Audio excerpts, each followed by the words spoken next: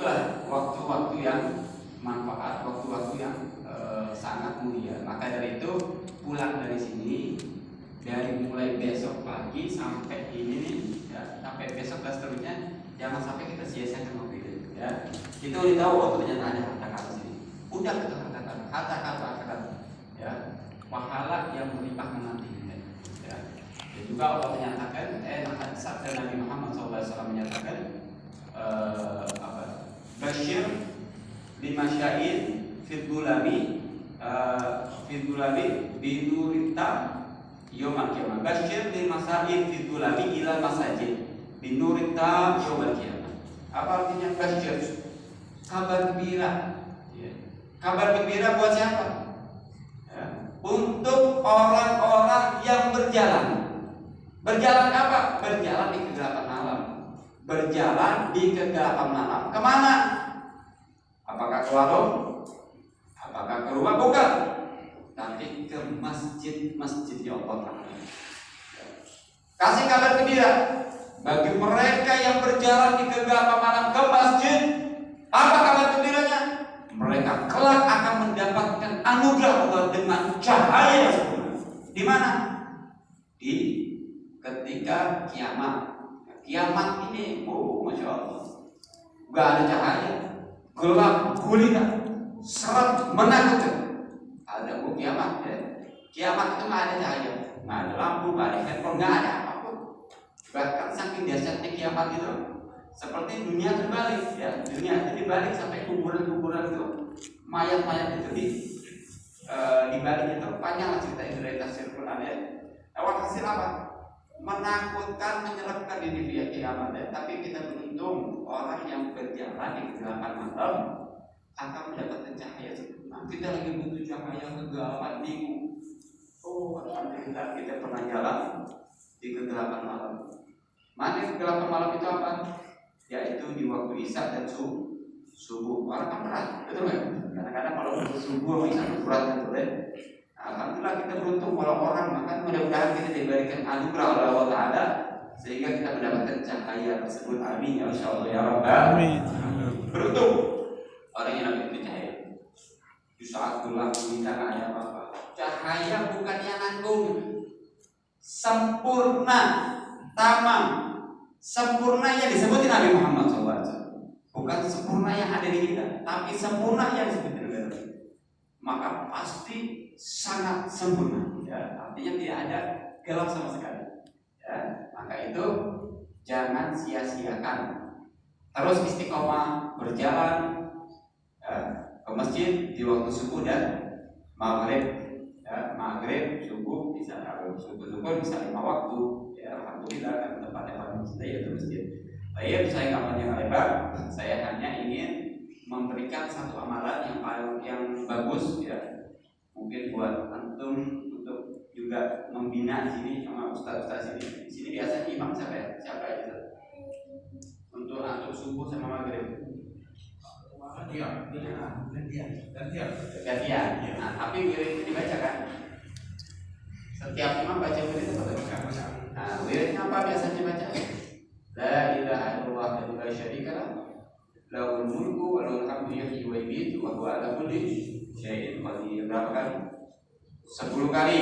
Itu biasanya dibaca itu antara subuh sama maghrib, ya. 10 kali dibaca itu. Itu ada keafdalan sendiri, ya. Kalau tidak salah, siapa orang yang membaca la ilaha illallah wa la syarika lah 10 kali setelah maghrib dan isya, maka tidak ada penghalang antara dia dengan surga kecuali kematian. Artinya nanti kalau mati baru dia masuk surga langsung, ya. Ini udah insya Allah dijamin dengan surganya Allah Ta'ala. Nah, habis itu kita baca apa? Allahumma ajirna minan nar. Betul? Betul kan? Allahumma ajirna minan nar berapa kali? 7 kali. Apa artinya Allahumma ajirna minan nar? Ya Allah, hindarkan kami, ya. Dari apa? Dari api neraka. Hindari kami dari api neraka. Ya, habis baca itu apa? Allahumma anta salam, ya. Maka kalau memang disetujuin, kalau memang mau, nanti saya kasih kitab satu kitab namanya Al-Khulasatul Madad Nabawiyah. Itu kitab-kitab wirid ya. Cuman ini kitab wirid memang yang dikeluarkan oleh Al-Habib Husain bin Muhammad Al-Hamid. Beliau langsung dari Habib Umar bin Hafid. Dan di situ ada tanda tangan beliau Habib Umar. Juga kitab ini bedanya apa sih? Kitab ini ada terjemah. Karena orang kalau kadang-kadang baca wirid nggak tahu arti ya begitu doang. Tapi begitu dia tahu artinya, oh ternyata artinya begini, ya maka pasti lebih husuk, betul kan? Nah ini ada beberapa wirid yang semuanya itu ada artinya. Nah tapi saya nggak mau terserah yang mau dibaca apa, cuman untuk maghrib sama isya kalau bisa di pertengahan antara Allahumma ajirna minan nar dan Allahumma atas salam, saya tambahin sedikit. Apa itu tambahannya? Kalau kita minta dihindarkan dari api neraka, kenapa kita tidak bisa surga? Maka minta juga surga. Ini amalan yang diamalkan di Pondok Riba Karim. Tempatnya zamannya Habib Hasan Asy'ari, ya, zamannya Habib Salim Asy'ari, wali bin Auliyaillah. Gurunya adalah Habib Umar bin Hafid bin Syawal Salim. Nah, di situ ada tambahan apa? Wa askina ma'as-sabiqina a'la faradisil jinan khalidina bi'asa wa ti'adab wa la'ita wa la'fitna wa fi rahmatika ya arhamar rahimin wa fa'alta dhalika fi walidina wa zurriyatina wa ahbabina ilal din wa sallallahu alaihi Muhammadin wa alihi wasallam. Ada bilang panjang, ada bilang pendek, jadi bingung. Ya panjang pendek berarti. Nah artinya itu bacaan sebelum Allahumma salam aja itu dulu. Allahumma ajirna minan nar, Allahumma ajirna minan nar, Allahumma ajirna salimin. Terus tambahin apa? Wa askina ma'as-sabiqina a'la faradisil jinan khalidin min ghairi ta'iqati adab wa la'ita wa la'fina bi rahmatika ya arhamar rahimin wa faqad dzalika bi walidina wa dhurriyyatina wa ahbina din wa sallallahu alaihi Muhammadin wa sallallahu alhamdulillahi rabbil alamin. Lalu Allahumma antas salam wa salam. Keutamaannya apa sih baca itu? Mau ngapain sih suruh baca itu? Tahu nggak? Wa askina ma'as-sabiqina a'la faradisil jinan. Dan tempatkan kami ya Allah setelah kita minta dihindarkan dari azab neraka. Ya Allah, tempatkan kami di mana? A'la faradisil jinan. Di tempat yang paling tinggi, surga yang paling tinggi, yaitu surga Firdaus. Bersama siapa? As-sabiqin. Siapa sabiqin itu? Ya udah pasti dari sabiqin itu ya ada Nabi Muhammad di sini. Bersama Nabi Muhammad, bersama para nabi, ya, kita minta masuk surga sama Allah, ya, di surga yang paling tinggi bersama para nabi. Nggak cukup di situ. Dan kita juga minta apa? Wasim masa bikin tapi koti adabin tanpa didahulukan dengan siksa, yaitu neraka tadi. Tanpa disiksa dulu, tanpa dihisab, tanpa susah, tanpa payah, tanpa fitnah, ya bisa apa ya? Kalau melihat diri kita nih, amaliah kita setiap hari lebih sibuk dunia, lebih sibuk dengan urusan-urusan apa ya? Urusan-urusan nafsu gitu, ya. Ibadah kita berapa menit cuma kita itu mulai dari 24 jam. Sekalinya sholat tadi gak khusyuk kepada Allah. Ada yang sholat itu, benar-benar khusyuk kepada Allah, ya. Sehingga dia tidak sadar siapa yang ada di sampingnya, ada gitu. Nah, susah gitu. Karena kenapa? Kita masih banyak nafsu duniawi, nafsu segala-galanya. Nah, susah untuk khusyuk gitu. Ya. Nah, artinya apa? Kalau dipikir-pikir kayaknya nggak mungkin seorang kita bisa seperti itu. Ya. Dan dibilang apa? Kita sering dengar itu kalau zaman kecil orang itu kalau banyak dosa dia tetap masuk surga. Karena orang yang baca la ilaha illallah pasti masuk surga. Pasti masuk surga. Cuman namanya dicuci dulu. Di mana dicucinya? Di neraka. Kita bilang, nyari aja deh, dicuci di neraka yang penting masuk surga. Mau begitu? Tahu nggak rasanya neraka ini? Hah? Dan jangan sampai tahu. Ya, nggak tahu, jangan sampai tahu dan gak mau tahu. Itu benar ya? Bagus. Neraka itu ya, gak usah jauh-jauh kita ngomong neraka. Pulang dari sini ya, kita lihat ke rumah ada kompor, nyalain punya kompor, gak usah dibakar tangan. Jarak segini ini api, itu jarak segini. Coba rasakan bagaimana panasnya itu perih ke kompor itu. Belum kena tuh. Kalau kena ya nggak tahu, kita belum pernah nyobain, jangan sampai untuk bilangin. Bagaimana kalau kena? Nah, saya pernah teringat, saya pernah dapat satu video yang memang saya nggak pernah lihat, itu malas. Cuman bikin saya pikir lihat, apa itu video? Ada orang dibakar gitu, mau bilangin, ya.